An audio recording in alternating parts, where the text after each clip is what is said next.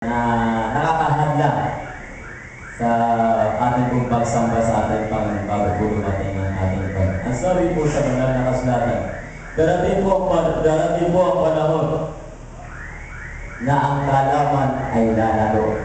Isa sa mga hula po ng ating mga propeta na kung saan lalago ang kalaman ng mga tao. At hindi po natin masahin kung ano po ang magiging epekto sa paglago ng kalaman ng mga tao. Pwede positive or negative. Tutunayin po natin ang positive. Ano po? Sa paglago ng kalaman ng tao ay marami pong matuklasan. Sa paglago ng kalaman ng tao ay marami po tayong matuklasan ng mga bagay na ito'y magagamit po natin sa paglilingkod po natin sa ating Panginoon. Ito sa paglago po ng ating kalaman ay ating po magamit ito sa paglilingkod sa ating Panginoon. Kunwari na lang, tayo ang ating kalaman ay natuklasan natin sa pag-awit. Sa ganung paraan, tayo po ay makapaglingkod po sa ating Panginoon. Subalit ang negative na ito po sa paglago ng ating kalaman ay ito. Kung tayo po ay makapag-invento ng isang bagay tulad ng computer. Ang sabi po ng banal na kasulatan, lalago ang kalaman ng tao at kung lalago ang kalaman ng tao, lalago din ang kasalanan. Ang kasalanan ay siya naging hadlang sa pagdating po ng ating Panginoon. Kung kaya ang Panginoon ay nag-aantay po sa atin hanggang ngayon. Tayo na lang po ang inaantay ng Panginoon.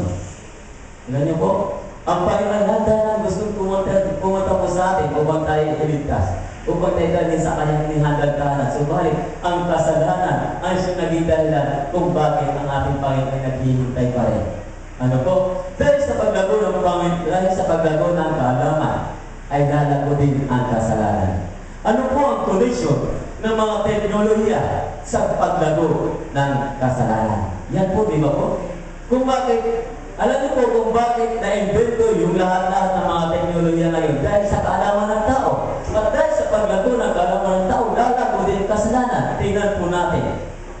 Noong panahon ay hindi ka basta-basta makapanood ng isang bagay na malaswa. Subalit ngayon, kahit isang click na lang, saglit o kaya yung mga isang minuto lang, makakasilip ka na. Bakit? Dahil sa mga teknolohiya na kung saan na-invento lahat ng mga tao, umuunlad ang kanilang pang-isipan po mga kapatid. Ano po? Dahil sa kasalanan ito, ang ating Panginoon ay namatay dahil sa ating kasalanan. Ano po? Kung minsan mga kapatid, ang nais ko kung i-promote po sa inyo, kung mayroon man tayong tayo, nalalago po ang ating kaalaman, gamitin po natin ito sa gawain po ng ating Panginoon. Kung lalago po ang ating kaalaman, nawa po hindi po magkaroon ng buwang na si Satanas ay makapasok po sa ating pag-isipan, kundi ang Diyos lamang ang naninirahan dapat sa ating pag-isipan po mga kapatid. Ang nais kong iparating po sa inyo mga minahal ko mga kapatid, dapat bawat minuto at oras po sa ating buhay ay dapat ang ating panahon at oras ay nakatuon lagi sa ating Panginoon, laging nakatuon sa pagpupuri po sa ating Panginoon, o kaya sa mga gawain po ng ating Panginoon, o kaya naman sa aktibidades sa lahat ng gawain po ng ating Panginoon, ay dapat po lagi ay nakatuon ang ating pag-isipan, oras at time sa ating mga kalakasan, ay dapat nakatuon po sa ating Panginoon.